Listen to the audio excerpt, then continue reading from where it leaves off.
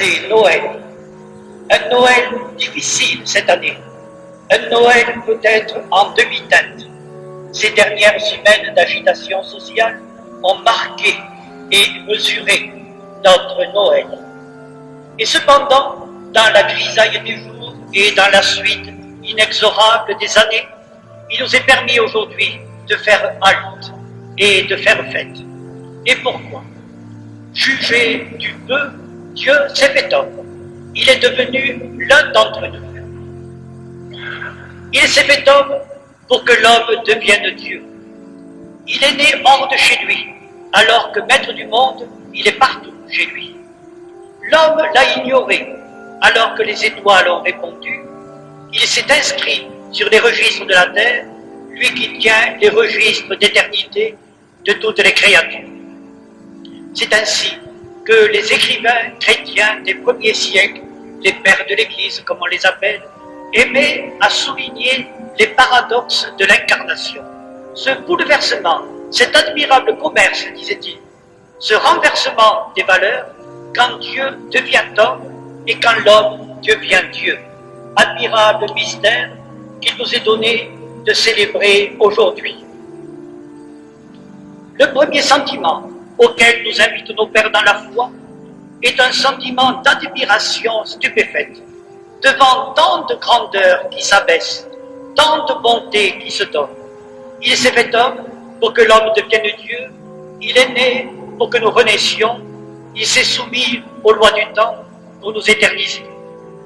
Que l'homme est grand, puisque Dieu veut bien s'exprimer à travers une existence d'homme, à travers des mots d'homme.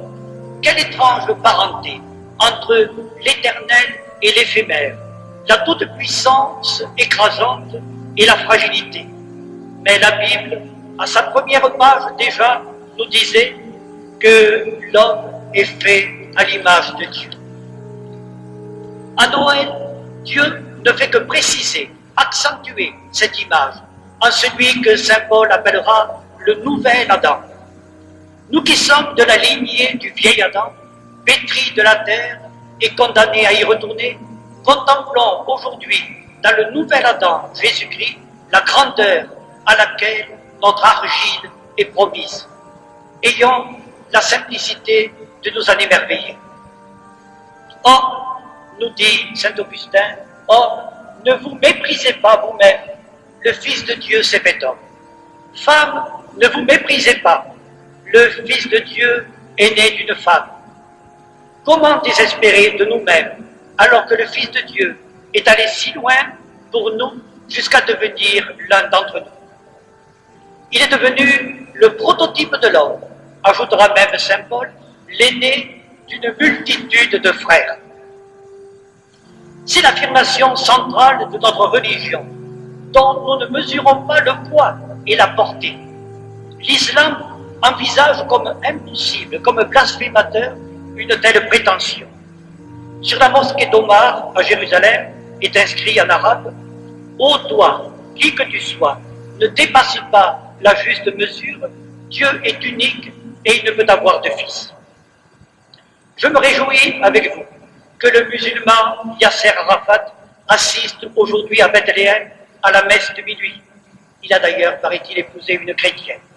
Mais j'ai peur qu'il n'ait pas des jours très faciles. Et dans un pays où les Juifs, nos pères dans la foi, ont depuis toujours une place. Dieu s'est fait homme. Mais plus admirable encore est la façon dont il a réalisé son incarnation, sa ressemblance avec nous. Il est venu dans le silence, la pauvreté, l'humilité. Il est né hors de chez lui, lui qui est partout chez lui, maître du monde. Et dans une écurie, disait saint Jérôme, et dans une écurie, puisqu'il n'y avait pas de place pour lui ailleurs. Sa mère le portait dans ses bras, lui qui porte le monde. Il a appris à parler, lui qui est la parole éternelle. C'est ainsi que nos pères dans la foi continuaient à égrener les paradoxes de l'incarnation, les leçons de l'incarnation. Le Christ de la crèche, en effet, par un renversement de valeurs, nous rappelle la grandeur de l'humilité, le silence, le dévouement obscur, l'esprit de service. Pauvre parmi les pauvres, il rappelle à notre société de consommation qu'elle ne doit pas oublier l'homme et le service de l'homme.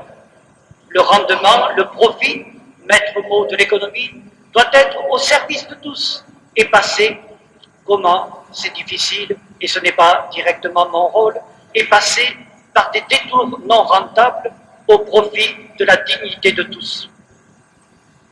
Pauvre parmi les pauvres, il rappelle que notre société, avec ses chômeurs, est encore plus gravement atteinte ailleurs et dans le tiers-monde, écrasée par les mécanismes économiques, les pénuries fondamentales. Pauvre parmi les pauvres, mais il commence déjà sa passion, et le chemin de la crèche le mènera à la croix, mais pour déboucher, non pas dans la désespérance, mais dans l'aube de Pâques. Il le dit déjà aujourd'hui à ceux que la vie oublie, écrase, meurtrit, et qui célébreront Noël en demi-teinte. Il s'est inscrit sur les registres des royaumes de la terre pour nous inscrire tous sur le registre de l'éternité. C'est le dernier paradoxe, la dernière leçon de l'incarnation que je retiendrai.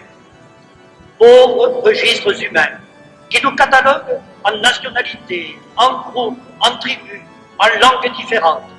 Le Fils de Dieu, pour s'appeler le Fils de l'homme, a bien voulu s'inscrire sur l'un d'eux. Né d'une femme juive, dira saint Paul, soumis à la loi juive et à l'ordre impérial romain.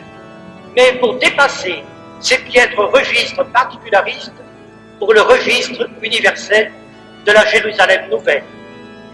Cette Jérusalem nouvelle qui dépasse les tribus, les nations, les empires, les races, les langues.